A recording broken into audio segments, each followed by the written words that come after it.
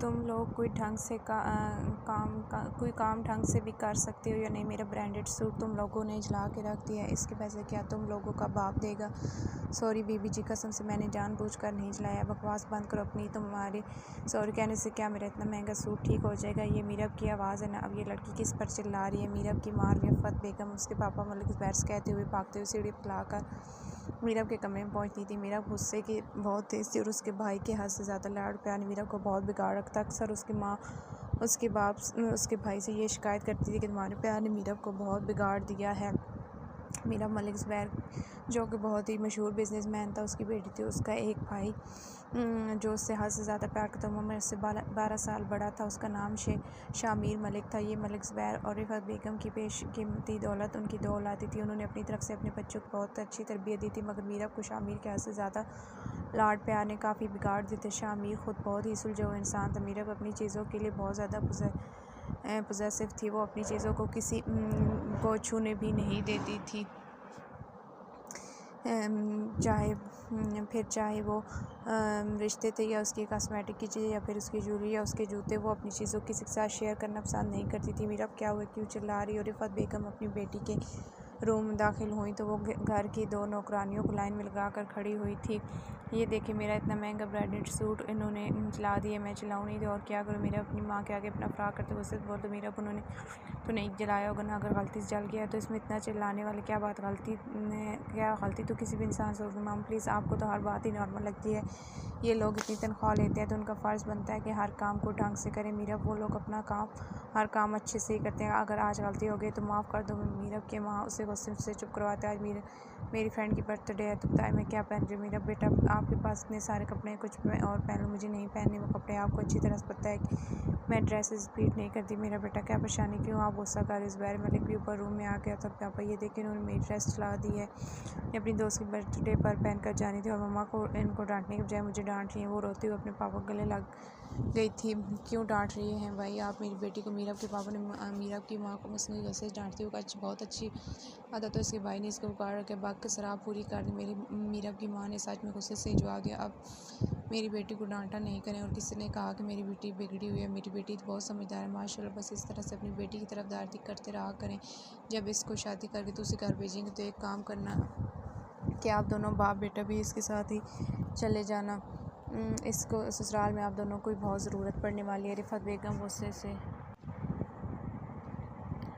बढ़ाते हुए रूम में चली गई थी। पापा देखा ना आपने मामा किस तरह मुझ पर ही चिल्लाती रहती है और तुम पर खड़ी क्यों, क्या करे। दफ़ा हो जो खाम मेरी माँ से मुझे इतनी बातें सुनने को मिली। तुम दोनों की वजह से अलग की बातें मामा को तुम लोगों को सुनाई चाहिए। मेरा अपना गुस्सा न वो नौकरानी बेचारी अपनी जान चाहती है। 1 मिनट से भी पहले कमरे से 9-11 हो गया। बताओ मेरे बेटे को क्या मसला नया चाहिए। बस यस पापा, मेरी दोस्त की बर्थडे है और मुझे वहाँ पर नया ड्रेस पहन कर जाना है। आपको तो पता है ना कि मैं एक ड्रेस को दोबारा नहीं पहनती। मीरा अपने बेचारा से मुँह बनाती हुई अपने बात तो जाइए नया ड्रेस ले लें। मीरब के पापा ने अपना क्रेडिट कार्ड मीरब के हाथ में को आई लव यू पापा मीरब अपने पापा गले में बाएं डालकर खुशी से झूमती लेकर ड्राइवर के साथ ड्रेस लेने चली। प्लीज़ समझने की कोशिश करो, मैं नहीं रह सकता कि उसके बगैर मेरा जिस्म टूटता है, कीड़े रेंगने लगते हैं, मेरे जिस्म में इतना दर्द होता है कि मुझसे बर्दाश्त नहीं होता।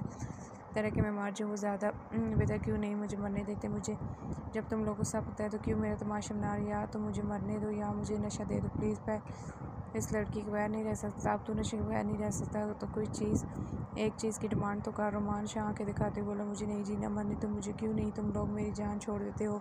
अहमद रोते हुए बोला, तुम सिर्फ एक लड़की के खातिर अपनी जान देना चाहते हो, मरना चाहते हो। ये लड़की तुम्हारे लिए इतनी खास होगी कि तुम्हें ना तो अपनी बूढ़ी माँ नज़र आ रही हो ना अपनी जिगरी यार। लानत है तेरी जवानी पर। हाँ, मुझे मेरी बूढ़ी माँ और ना मुझे नज़र आ रहे हो तुम मेरा पीछा क्यों नहीं छोड़ते। क्यों हर जगह साइक तरह मेरे पीछे पहुंच जाते। अपनी बकवास बंद करो और चलो मेरे साथ गाड़ी में बैठो। रोमान शाह अमर को हाथ से खींचते हुए गाड़ी में बिठा रहा था। रोमान शाह, मुझे नहीं जाना तुम्हारे साथ। अमर गाड़ी से बाहर निकलने की कोशिश कर, देखता हूँ कैसे नहीं चलते तुम मेरे साथ। रोमान शाह नशे में को सीट पर बिठा दो, सीट बेल्ट बांध कर दूसरी तरफ से होता हुआ गाड़ी में आगे बैठो। गाड़ी स्टार्ट करते हुए हॉस्पिटल की तरफ चलो। अमर रोमान शाह का बहुत अच्छा दोस्त था। रोमान शाह, अमर और शाहजेब तीनों बेस्ट फ्रेंड थे स्कूल लाइफ से लेकर कॉलेज तक। इन दोनों ने इकट्ठी पढ़ाई की और दोनों में लाजवाब केमिस्ट्री और दोस्ती थी। तीनों एक दूसरे के साथ बहुत ही अच्छा टाइम स्पेंड किया करते थे। यूनिवर्सिटी में की दोस्ती के चर्चे हुआ करते। मगर फिर अमर की ज़िंदगी में एक लड़की है जिसको अमर ने बहुत उसको लेकर बहुत सीरियस था, उससे शादी करना चाहता, मगर उस लड़की ने अमर को सिर्फ टाइम पास के लिए रखा हुआ था। अरीशा एक बहुत ही अमीर ख़ानदान से ताल्लुक़ रखती थी, जिसके माँ बाप मुल्क से बाहर ही पाए जाते और यहाँ पर वो अकेली खूब याशिया करती थी। यूनिवर्सिटी में सिर्फ वो लड़कों से दोस्ती निभाने के लिए आया करती। अमर उससे के इश्क में इस तरह मुब्तला था कि उसे इसकी कोई भी चीज़ नज़र नहीं आती थी। हालांकि शाहज़ेब खान और रुमान शाह उसे बहुत समझाया करते थे, ये लड़की तुम्हारे लिए ठीक नहीं है, मगर अमर के सर पर अरीशा का चढ़ कर बोलता था। कई बार उन दोनों में झगड़ा भी हुआ अरीशा को लेकर, मगर अमर उसको छोड़ने के लिए तैयार नहीं था। करते करते वो लड़की अमर को इस मुकाम पर छोड़कर चली गई। अब अमर खुद को नशे की लत में लगाकर अरीशा को लाने की कोशिश तक कितनी बार उसने खुदकुशी करने की कोशिश की, मगर हर बार रुमान शाह मौके पर पहुँच उसे बचा लेता था। रुमान शाह अपने यारों के लिए बहुत मुफलिस था, दोस्तों के लिए जीने वाला इंसान था। रुमान शाह तो भला इस वक्त में अपने बेस्ट फ्रेंड को अकेला कैसे छोड़ सकता था। अमर यार अपनी बूढ़ी माँ नज़र नहीं आती, जिसके जीने का वायस सारा सिर्फ तू है। तो पता है कि वो मुझे फ़ोन करती हो किस तरह तड़प कर रोती है, मुझे बता रही थी तुमने फिर से खुदकुशी की। रुमान मैं क्या करूँ, मेरे दिमाग से अरीशा नहीं जाती। मैं उसको बुलाने की बहुत कोशिश करता हूँ, जितनी कोशिश करता हूँ वो इतनी ही मुझे याद आती है। उसको बुलाने के लिए मैं मरना चाहता हूँ। अमर बस एक साथ रोती हुई शर्मिंदा अंदाज़ आँखें झुकाए हुए बैठा था।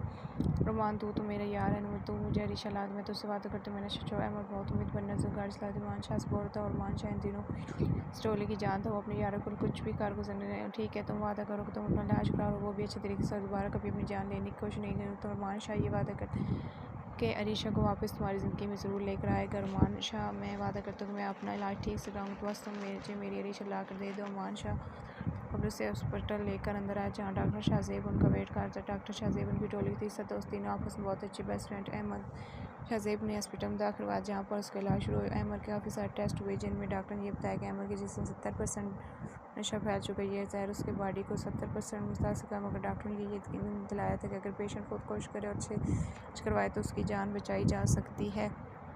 रुमान तुम अमर को एडमिट करवाने के लिए आकर लाए, क्योंकि वो इतनी आसानी से तो हॉस्पिटल में दाखिल नहीं हो सकता। डॉक्टर शाहज़ेब रुमान शाह से हॉस्पिटल के बाहर खड़े ये पूछा। मैंने उससे ये कहा कि अगर वो इलाज अच्छे से करवा ले तो मैं उसे अरीशा वापस ला कर दूँगा। क्या तुमने अमर से ये कहा कि तुम उसे अरीशा वापस ला दो, उससे तो बेहतर कि उसे मरने देते उसको ड्रग के नशे में। ज़ेब खुद से बोला। शाहज़ेब अगर यार की जान चाहे झूठ बोलना पड़े तो मेरे नज़दीक ये गलती है, मतलब कि तुम अमर झूठ कायम नहीं कर सकते। नहीं तो तुम्हें क्या लगता है कि मैं उस अरीशा जैसे कटी लग फिर से हमारी यार की ज़िंदगी वापस लाऊंगी। थैंक गॉड, मुझे तो लगा सच में तुम अमर की ज़िंदगी वापस लेकर आओगे। डॉक्टर शाहज़ेब लंबी सांस लेते हुए शुक्र कर रहा था। माजी कहाँ जा रही हो? इस तरह से सच संवर कर रोमियो महक का हाथ पकड़ अपनी तरफ खींचते हुए उसे हवेली के बरामदे में ले आए थे। रोमियो और सैर दोनों आपस में कज़न थे। चचा का बेटा और महक रोमियो के बड़े ताया की बेटी। रोमियो के बाबा के अलावा दो और भाई थे। रोमियो के बाबा ज़्यादा चालाक नहीं थे, जिसकी वजह से उसके हिस्से में कुछ खास नहीं आते। रोमियो के पापा के दोनों बड़े भाई जो कि बहुत ज़्यादा और बेईमान थे, उन्होंने बड़ी चालाकी से रोमियो के बाबा की आधी ज़्यादा जायदाद हड़प कर ली थी। रोमियो भी इस काबिल नहीं था कि वो अपने बाप के साथ गंद लगा कर खड़ा हो सकता था। वो अभी मैट्रिक के पेपर दे रहा था। बाबा अक्सर बीमार रहने लगता। रोमियो की माँ अक्सर रोमियो के बाबा से ये शिकायत करती थी कि तुम्हारे भाइयों ने मेरे बेटे की इससे हाथ पर कब्जा कर लिया और आप कुछ भी नहीं बोलते। रोमियो के बाबा बहुत सब्र से जवाब के बेगम ये दुनिया का माल दुनिया में रह जाना, आखिरत में सिर्फ अपने माल ही लेकर जाने हैं, तो इसलिए दुनिया की फिक्र मत कर। मुझे यकीन है कि मेरा बेटा इस काबिल ज़रूर बनेगा, अपनी मेहनत बलबूते से अपना नाम कमाएगा। तुम हमारे बेटे की फिक्र ना किया करो। मगर रोमियो की माँ अक्सर इस बात पर नाराज़ होती। बेटा ही नहीं, हमारी एक बेटी भी है, इसको कल जब हम उसकी शादी करेंगे तो उससे खाली हाथ रुखसत करेंगे। उनके बाबा इस बात पर बड़े थे। मुझे की बेगम अगर अल्लाह ताला ने हमें बेटी दी है तो उसके नसीब भी उस हाथ में ज़रूर लिखे होंगे। तो हमारे शान और खुदा उसे मेरे जैसा हम सफ़र दे तो उसे कुछ भी देने की ज़रूरत ही नहीं पड़ेगी। इस बात पर रोमियो माँ चुप कर जाती, क्योंकि ये साई तक रोमियो के बाबा ने रोमियो की माँ को बहुत प्यार और इज़्ज़त से रखा था। हालांकि रोमियो की माँ एक बहुत गरीब ख़ानदान से ताल्लुक़ रखती थी। रोमियो की माँ यतीम थी और उसके माँ बाप मरे हुए थे और दादी ने उसको पाला, जिसकी वजह से रोमियो की माँ कुछ भी जहेज़ में लेकर नहीं आती। मगर इन शादी में उसे देखा तो वो बहुत पसंद आ गई थी। उसने आकर अपने बाप से ज़िद की कि मुझे इस लड़की से शादी करनी, बस शायद ये शादी ही रोमियो के बाबा के लिए सज़ा बन गई थी, क्योंकि ना तो रोमियो की माँ दूसरी बहू की तरह ख़ानदानी, ना ही अमीर और ना ही दूसरी बहू की तरह पढ़ी लिखी थी। रोमियो की माँ बहुत ही सादा मिजाज और नेक और जिसकी वजह से हमेशा वो सबसे अलग थलग ही रही। उसने कभी घर वाले से लड़ाई झगड़े नहीं किए थे, बस कभी दिल बाजा हमेशा उसे दिल की भड़ास निकाल ली थी। उसे कभी घर की बहू होने का मान नहीं दिया गया था। ज़िंदगी का सफ़र यूँ करते गया, मगर रोमियो के बाबा ने की माँ को बहुत मोहब्बत दी और उसे कभी इसका पिछला याद नहीं आने दिया। इसलिए रोमियो की माँ सच में अपनी बेटी के लिए अपने जैसे और हमसफ़र खुदा से मांगती थी। रोमियो को अपने ताया की बेटी महक बहुत, मगर महक रोमियो मुँह नहीं लगाती थी। इस वजह से नहीं कि रोमियो खूबसूरती के लिहाज ख़ानदान का सबसे खूबसूरत लड़का था, मगर रोमियो के पास उसके बाप की जायदाद नहीं थी और ना ही घर में रोमियो के पापा की वरासत जो उसके दोनों ताया की थी। इसी रोमियो को महक हमेशा रिग्रेट ही करती थी, मगर रोमियो हर बार अपने दिल से मजबूर होकर शहर करीब होता था। आज भी महक जब तैयार होकर दूसरी हवेली जा रही थी। दूसरी हवेली महक के ननिहाल वाले रहते थे। महक के मामू भी काफ़ी निकचड़े थे, उनको भी काफ़ी मान था अपनी दौलत पर। छोड़ो मेरा हाथ, मुझे दूसरी हवेली जाना है। महक रोमियो से अपना हाथ छुड़ाते हुए बोली, दूसरी हवेली इतना सच कर जाने की क्या ज़रूरत है। रोमियो को शहर का यूँ सजना बहुत बुरा लगता था। महक बहुत ही ज़्यादा फैशनेबल थी। रोमियो तुम अपने काम से काम रखा करो, मैंने तुम्हें ऐसा कोई हक़ नहीं दिया कि तुम मुझसे सवाल जवाब करो। ना तो तुम मेरे बाप हो और ना मेरे भाई समझे तो मैं तुम मुझसे इस अल्फाज में बात मत किया करो। मेरे जज्बात से तुम ना वाकिफ़ नहीं हो, जो इतनी मासूम बनकर मुझे बाप और भाई ना होने का ताना दे रही हूँ। मैं तुम्हारे साथ क्या रिश्ता बताना चाहती हूँ तुम्हें बहुत अच्छी तरह से पता है तुम मेरे साथ कौन सा रिश्ता बनाना चाहते हो, मगर मुझे तुम्हारे साथ ऐसा कोई रिश्ता नहीं बनाना, क्योंकि तुम्हारा स्टेटस मुझसे मैच नहीं करता। तुम्हारी हैसियत ही क्या है, हमारी हवेली में नौकरों की तरह हो, कमा कर नागवारिस रोमियो की तरह देख दो। मैं तुमसे बहुत प्यार करता हूँ यार, मुझे एक बार पढ़ाई मुकम्मल कर दो। मेरा वादा है कि मैं बहुत मेहनत करूँगी, मैं इतना पैसा कमाऊँगा कि मैं तुम्हारी सब ख्वाहिशें पूरी कर सकूँ। प्लीज़ मुझे थोड़ा वक्त दो। रोमियो महक का हाथ पकड़े हुए कह रहे, प्लीज़ रोमियो, मजनू के जैसी बातें मुझसे मत किया करो। ना मैं तुम्हें टाइम दे सकती हूँ, ना मैं तुम्हारा वेट कर सकती हूँ। मेरे पास तुमसे बेहतर ऑप्शन मौजूद है, तो मैं क्यों तुम्हारा वेट करूँ। ऐसी क्या खासियत है तुम में। महक की नज़र उसके मामू के बड़े बेटे शाद जो अभी भी बाहर से पढ़ कर आए थे। शाद में खुद बहुत ही सुलझी और रोमियो को बहुत अच्छा दोस्त भी, जिसको महक में कोई इंटरेस्ट नहीं था, मगर महक को उसके पैसे और उसका स्टेटस बहुत अच्छा लगता है। इस वक्त भी वो मेकअप से लथपथ होकर टाइट कपड़े पहने हुए बड़ी हवेली से फिसली जाती। कोई शादी पटोट जो महक के लिए पहुंचती थी, उसे महक का यूँ सज संवर कर टाइट कपड़े पहन कर जाना चाहिए, मगर वो महक की बकवास के आगे बेबस होकर चुप कर जाता। महक आ जाओ, यहाँ खड़ी क्या कर रही हो बेटा, अपने स्टेटस के लोगों के साथ उठे बैठ। दूर खड़ी हुई महक और रोमियो खड़ा देख कर रोमियो पर ताने मारते हुए महक को बुला रही थी।